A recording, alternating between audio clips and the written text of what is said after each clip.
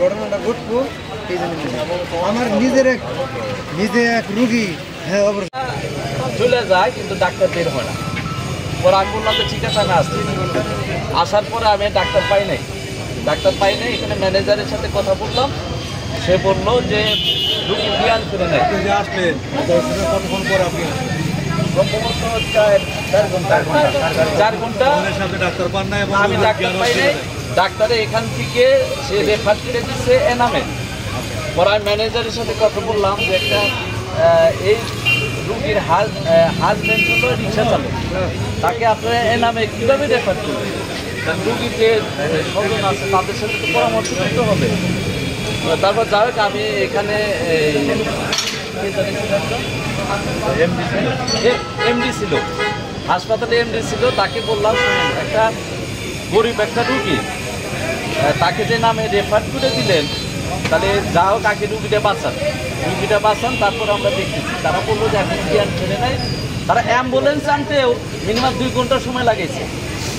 আমি এখানে উপস্থিত, আমি আসারও পরে আধা ঘন্টা পরে একটা অ্যাম্বুলেন্স। তাহলে আপনার কথা হচ্ছে যে 6 ঘন্টা পরে অ্যাম্বুলেন্স আসছে।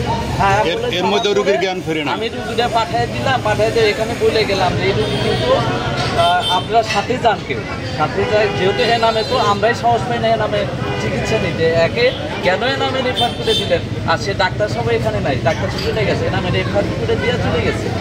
পরে একটা লোক পাঠিয়ে দিচ্ছিল, কিন্তু একটা টাকাও তাকে দেয় নাই। গত রাত্রি পর্যন্ত এই হাসপাতাল থেকে আমি গত রাত্রে এই হাসপাতালে এসে তাদের সাথে আলোচনা করলাম। এই পরশুদিন রাত্রি থেকে গত রাত্রি পর্যন্ত সেই রোগীর কোনো জ্ঞানও ফেরে নাই, এবং এই মুক্তা হাসপাতালে কোনো একটা লোক এই রোগীর স্বজনদের সাথে কোনো যোগাযোগ করে নাই। বললাম যে আপনি রাত্রের মধ্যে এই রোগী মারা গেছে না জীবিত আছে সেটাই তো আমরা জানি না, তাহলে সেই খবরটা আপাতত নেন আপনারা। এটা কথা বললে আমি চলে গেছি। আজকে আমরা সকালবেলা খবর পেলাম যে রোগীরা মারা গেছে। এখানটা যখন পাঠানো হলো তখন শুধুমাত্র তার নিঃশ্বাসটা আছে, আমরা যতটুকু তার নিঃশ্বাসটা আছে। এই অবস্থায় এই ক্লিনিকে আরও সম্ভবত 1 থেকে 1.5 মাস আগে আর একটা রোগী এভাবে মারা গেছে।